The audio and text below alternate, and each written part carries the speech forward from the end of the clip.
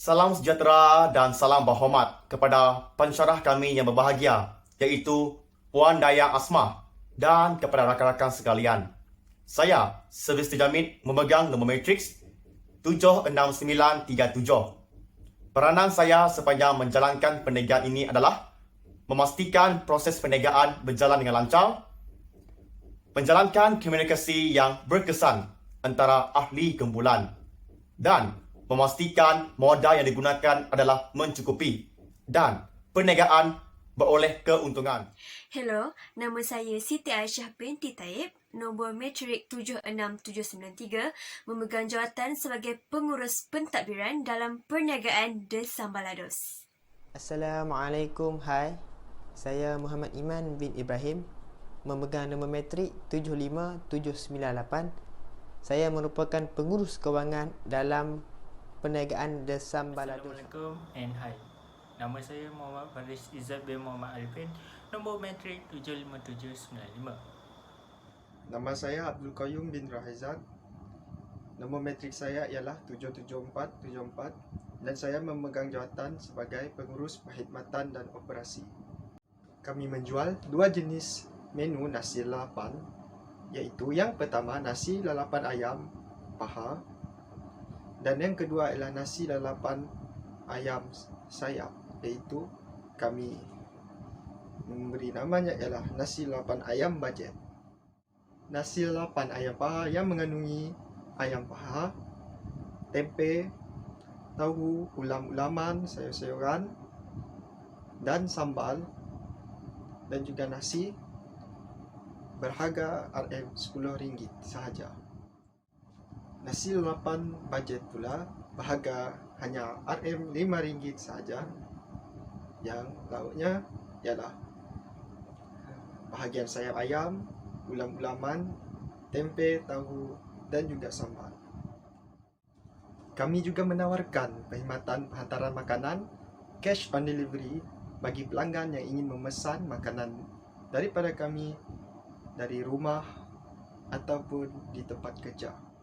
Dengan menawarkan harga yang murah, kami dapat meringankan beban masyarakat, lebih-lebih lagi pada fasa COVID-19 ini, untuk membeli makanan dan mendapat makanan dengan harga yang murah. Oleh yang demikian, sasaran pelanggan untuk kami mempromosikan jualan ini adalah kepada pelanggan yang berkeperluan sederhana dan golongan yang tidak mampu seperti golongan B40. Masalah pelanggan. 3 bulan lepas kami membuat survei kepada pelanggan. Sebanyak 70% daripada pelanggan kami merasakan harga nasi ayam lalapan agak mahal disebabkan situasi sekarang. Hal ini kerana kebanyakan mereka terkesan daripada pandemik COVID-19 ini. Selain itu, mereka juga khawatir untuk keluar daripada rumah kerana risiko jangkitan yang amat tinggi dan disebabkan oleh PKP yang telah dilaksanakan oleh pihak kerajaan. Penyelesaian masalah. Syarikat kami bersetuju untuk mengurangkan harga nasi ayam lalapan paha daripada RM15 kepada RM10 dan nasi ayam lalapan bajet daripada RM10 kepada RM5. Kami juga akan menyediakan perkhidmatan cash on delivery ataupun COD kerana para pelanggan kami tidak dapat keluar daripada rumah untuk mengelakkan daripada risiko jangkitan COVID-19. Syarikat juga akan menyediakan perkhidmatan COD yang diberi nama sebagai Sampler Rari yang menggunakan motosikal. Seterusnya, peluang kepada masyarakat. Pelanggan dapat membeli makanan pada harga yang murah semasa PKP sedang dijalankan. Pelanggan juga mudah untuk mendapatkan penghantaran makanan dengan hanya melalui cash on delivery ataupun COD. Untuk pemasaran, kumpulan kami telah menggunakan media sosial sebagai platform utama untuk mempromosikan nasi lalapan kami ini. Antara platform media sosial yang kami gunakan termasuklah Facebook, Instagram dan WhatsApp. Sebab mengapa kami menggunakan media sosial tersebut ialah untuk memudahkan kami untuk mempromosikan nasi lalapan kami.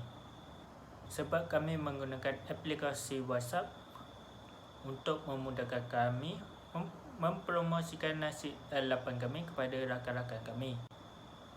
Untuk Facebook pula, kami telah menyertai beberapa kumpulan yang berada di sekitar Miri untuk mempromosikan nasi lalapan kami di dalam kumpulan tersebut. Dengan menggunakan media sosial ini, kami dapat menjimatkan masa serta tidak perlu untuk berjumpa dengan para customer untuk mempromosikan nasi lalapan kami ini. Kami juga menggunakan media sosial ini disebabkan trend terkini yang kebanyakan perniagaan hanya dilakukan di atas talian. Okey, seterusnya kita beralih pula kepada pesaing utama yang kami hadapi dan bagaimana untuk kami mengetahui bahawa kami ini lebih baik berbanding mereka. Buat masa sekarang, kami masih tiada lagi pesaing utama yang menjual nasi lalapan homemade seperti yang kami lakukan. Tetapi, bagi kami, perniagaan ini mempunyai kelebihannya tersendiri, iaitu murah dan sedap. Tambahan pula, kami menggunakan bahan-bahan yang segar dan halal.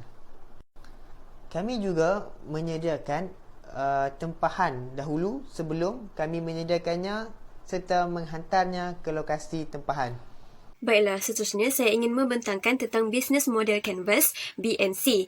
BMC adalah satu canvas yang digunakan untuk menguji kekukuhan idea bisnes yang bakal dan sedang Desambalados jalankan. Melalui BMC ini, kami mempunyai guideline ataupun hala tuju tentang perniagaan kami. Terdapat 9 isi-isi penting dalam BMC yang harus kami ambil tahu sebelum kami ingin memulakan perniagaan ini. Yang pertama adalah key partners ataupun rakan kongsi utama. Rakan kongsi utama bagi perniagaan Desambalados adalah tukang masak, ahli Desambalados sendiri dan juga rumah tukang masak. Mengapa tukang masak? Kami memulakan tukang masak untuk memasak makanan yang ingin kami jual. Seterusnya, tukang masak tersebut ialah Puan Ana, iaitu ibu kepada salah seorang ahli kumpulan kami. Jadi kami mengambil kesempatan ini untuk meminta tolong Puan Ana menyediakan makanan untuk kami jual. Dan dalam pada masa yang sama, kami juga turut memberi upah kepada beliau. Untuk rumah tukang masak pula, kami perlukan rumah tukang masak untuk segala penyediaan daripada A sampai Z.